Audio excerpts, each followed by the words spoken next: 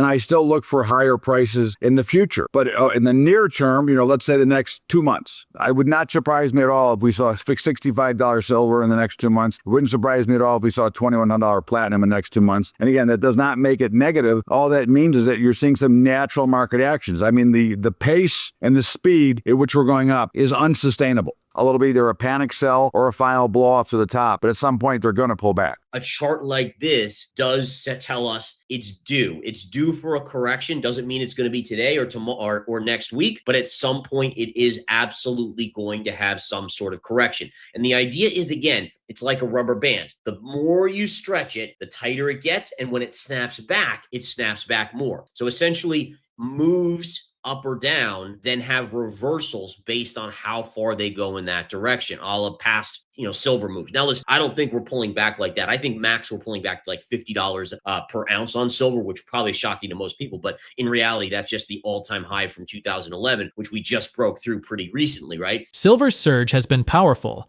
but even the strongest trends rarely move in a straight line. After a rapid advance, short-term cooling periods are a regular part of any healthy bull market, and often reset the structure for the next leg higher. Todd Bubba Horwitz and Gareth Soloway outlined why a temporary pullback would not undermine the bigger bullish picture.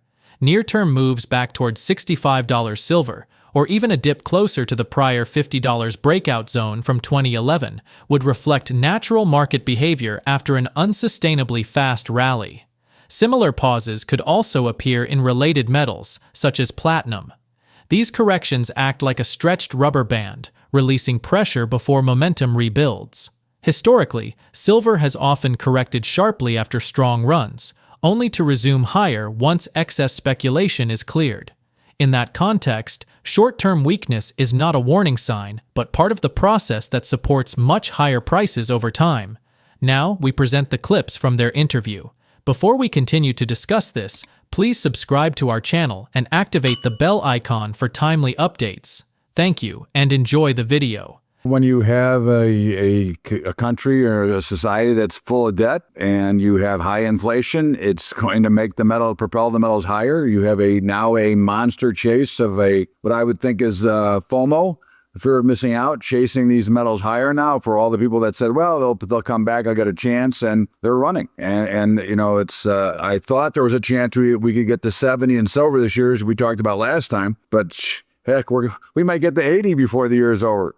This is not, if you're a trader, this is not a buying opportunity. This is more of a selling opportunity. If you're an investor, you have to be willing to scale in and be prepared for some sort of a sell-off. As we know, markets don't go straight parabolic like they're going right now. Look at platinum. Platinum is up, over the year, over 100%, but in the last week, it's up another 30%. So it's been really ridiculous at these moves. But, when you have the central banks buying and you have high debt, high government debt, and you have high inflation, there's one place to go, and that is the metals, and that's what we're seeing. If you're an investor, you just, either you sell and say, hey, I've made enough profit and I want to put the money elsewhere, or you hold on to it and, maybe even buy some. Again, I can't tell you where the pullback's going to come from. It will come, as it always does, but we are off to the races with this massive amount of buying that's coming in, and you're also getting a lot of buying into very thin markets as well. So, again, I could see a pullback in platinum of 15 to 20% back to around 2,100. I could see silver, which was just $60 and is now 76. I could see that coming back down in the mid to high 60s without much of an issue, and that wouldn't make it a bearish move. That wouldn't mean that the move was over. These markets need to either consolidate and go sideways for a while to resolve this extremely overbought condition, or they need to pull back. Either way, they're still pretty bullish, and I still look for higher prices in the future. But in the near term, let's say the next 2 months, I would not surprise me at all if we saw $65 silver in the next 2 months. It wouldn't surprise me at all if we saw $2,100 platinum in the next 2 months. And again, that does not make it negative. All that means is that you're seeing some natural market actions. The pace and the speed at which we're going up is unsustainable, okay? There's not enough money in the world to continue to fuel these markets like they are right now. So there has to be, I think the blow-off top that I expect we'll get at some point, it will only be a temporary top. I don't believe that this rally is done with at all. I mean, again, from a trader standpoint, you're always looking for reasons to buy an extended, buy a market that's been extended to downside or sell a market that's extended. But overall, the charts, everything looks really good. And this looks like it, again, it just should have some natural selling. We cannot continue to explode at these rates. And again, the resolution could be a long period of consolidation. Now, remember, before we had this big move to the upside, we had an extended about a 2-year period of consolidation of going back and forth sideways. So we could see that again. I mean, it doesn't mean they have to crumble, but certainly you would expect some pullback. But again, like I said, if you go back a year, I mean, you were stuck between 28 and 36 for forever, okay, in silver. And platinum was on its way down. It was under 1,000. So, you know, again, these markets will function like all markets do. And at some point, we'll see some pullback. And then it'll be really how does the market act from that point forward. But certainly I expect these markets to continue. I would not at all be shocked to see, 5,000 gold in the first half year, if not higher. I wouldn't be surprised to see $80 silver in the first half of the year, first quarter. And it looks like platinum has finally found its footing. Everybody forgets that at one time platinum was double gold. Now it's half. So, it wouldn't be surprised me as we watch these ratios if it catches up. So I'm very bullish the metals, but I'm not running in with new money today to be a buyer. Right now, I'm looking from my trading perspective, I'm looking for a spot to sell. In perspective to money itself, I think the precious metals are fairly priced. I mean, if you go back and do just some simple math, you go back to 1985, the average income was $25,000, the average home was $75,000. Today, the average income is $70,000. The average home is over $500,000. So it was 3 times your yearly income. Now it's 7. So if you do the multiplication of 7 times, that puts you about somewhere where we are. So we are, I think, and I don't think they're expensive. I think they're priced with the market. Okay. And, again, they're a little extended here, but from a pure dollar and cents, I don't think they're much extended at all. In fact, if you take what the value of the dollar is right now, versus the price of gold, if you did the inverse math, you'd find out that it's probably pretty fairly priced. When I first started trading, Elijah, in the Dow and Jones Industrials, when I first started, it was 800. Okay, that was in 1980. Now it's 50,000. So again, is it worth 50,000? Is it true, or is it fairly priced compared to what the actual currency and everything else is worth? And I don't think that the average consumer is doing well.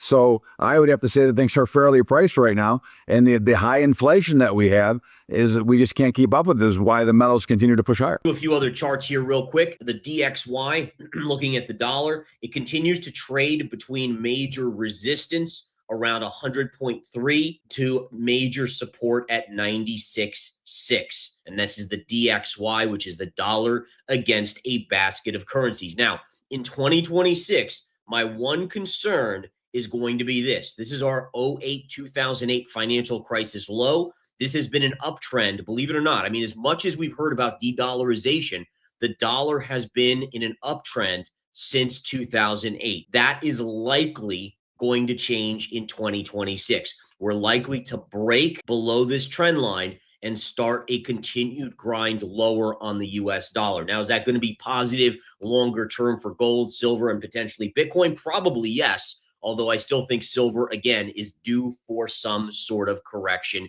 in the next couple weeks. Taking a look at the U.S. 10-year yield, the U.S. 10-year yield inching down today just a tiny bit, but it's still holding what I would refer to as a bullish consolidation pattern. You have your move up and you have your choppy sideways consolidation that usually remedies itself to the upside. Now, many people out there are very confused by this. The Fed is cutting rates.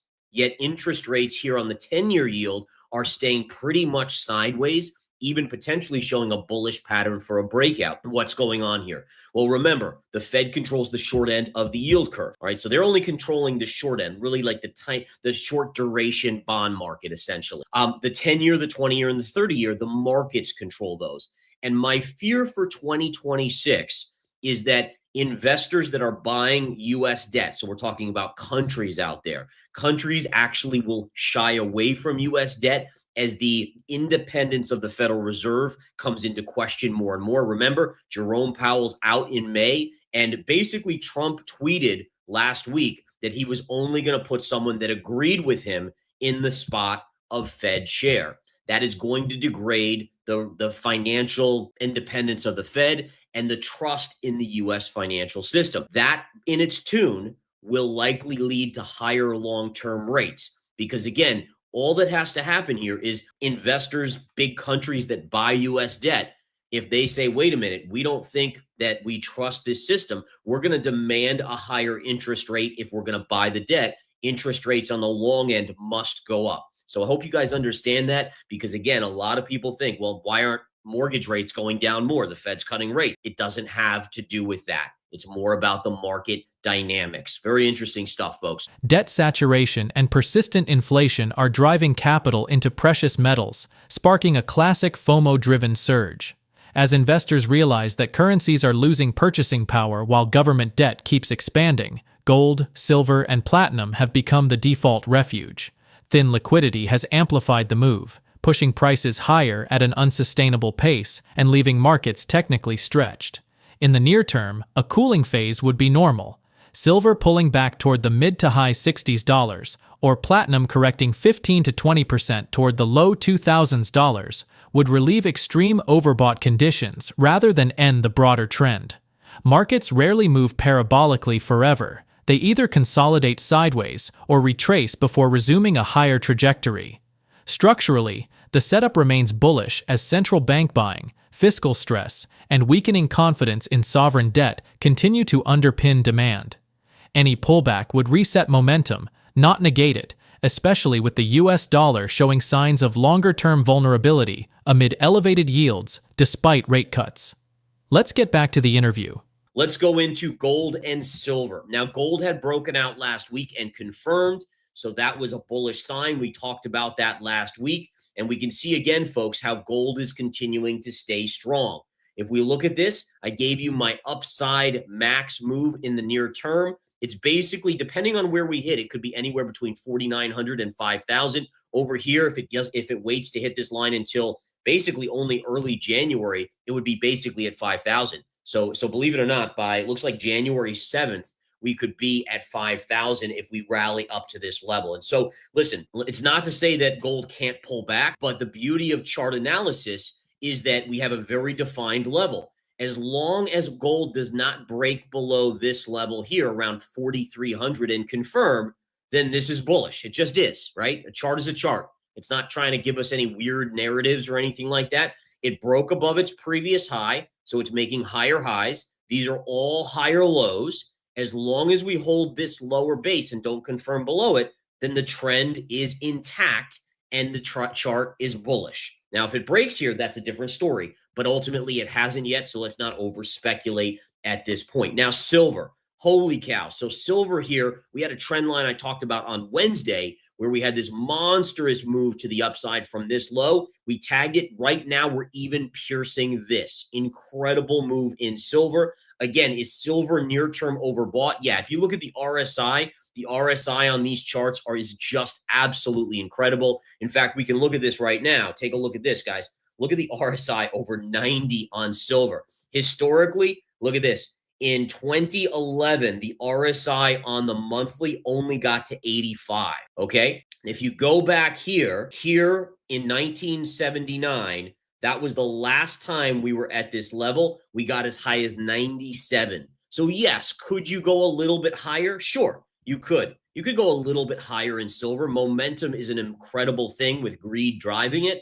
But ultimately, you have to realize that as much as I love the metals longer term, a chart like this does tell us it's due. It's due for a correction. Doesn't mean it's going to be today or tomorrow or next week, but at some point it is absolutely going to have some sort of correction. And the idea is, again, it's like a rubber band. The more you stretch it, the tighter it gets. And when it snaps back more. So essentially moves up or down then have reversals based on how far they go in that direction. All of past, silver moves. Now, listen, I don't think we're pulling back like that. I think max we're pulling back to like $50 per ounce on silver, which probably is shocking to most people. But in reality, that's just the all-time high from 2011, which we just broke through pretty recently, right?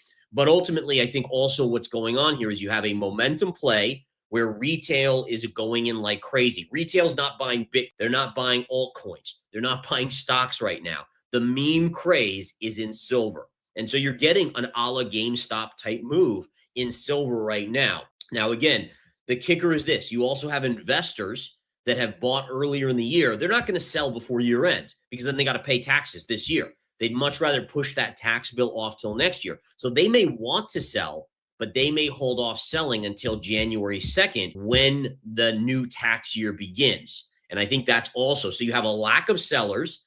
Institutions are on break, leaving retail to control the market, and you're getting these squeezes. Now, at any point, we could reverse. We don't know yet. It's something we have to follow. But incredible move. I mean, again, generational type move here. A move like this, you and I will be talking about for a decade plus, maybe even 30 years to come.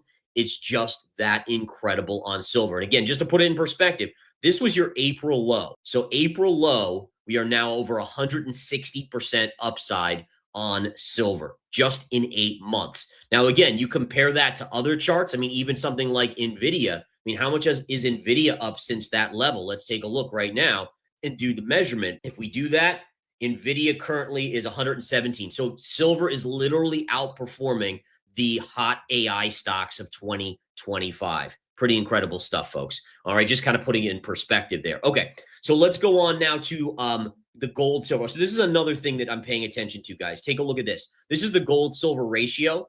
So you could see the gold silver ratio when gold was strong and silver was lagging. Gold, obviously the gold silver ratio was getting very, very high. Look at this gold silver ratio. And this also tells me that either gold needs to surge dramatically to play catch up and bounce this chart, or silver needs to just pull back a little bit. And then this comes back, let's say, to this area right in here. But incredible when you look at gold in terms of silver. Incredible, incredible move here. I think if you're an investor, I think you just forget about everything and just keep investing. I mean, again, I'm a big believer in that. I mean, you should learn how to hedge and use derivatives to hedge your equity portfolio if you do so, or your precious metals, because you can hedge your precious metals too.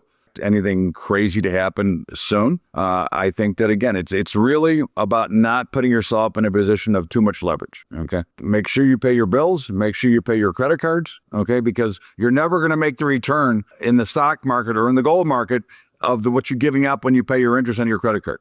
So as long as your debt is under control, then you can invest and only invest with money that you can afford, that if it goes against you, that it's not going to be the house payment, the car payment, food on the table, whatever. And if you live by those rules, okay, then whatever happens in the market, any market will never bother you because you have enough to take care of your family. I think, the job's getting cut out. There's a lot of things going on that are not very good. So, and too many people have a history and a tendency to over leverage themselves. And that's the problem that I can see. Gold's breakout has now been confirmed, and the technical structure remains firmly constructive. Holding above the $4,300 zone keeps the trend intact, with upside momentum pointing toward the $4,900 to $5,000 region as long as higher lows continue to form. That type of price behavior reflects strength, not speculation, and it reinforces the broader macro backdrop supporting precious metals. Silver, meanwhile, has entered a rare momentum phase. The rally has been explosive, pushing technical indicators into historically extreme territory and signaling that a corrective phase will eventually be needed to reset conditions. Even so, any pullback toward prior highs would still fit within a powerful long-term uptrend.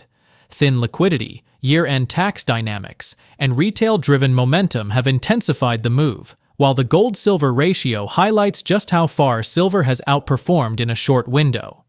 The key takeaway is discipline. Avoid leverage, manage risk, and stay focused on structure rather than emotion. Share your thoughts on their analysis in the comments section below. If you find this video informative, please support and turn on notifications to stay informed about our latest videos. See you in the following video. Thanks for watching.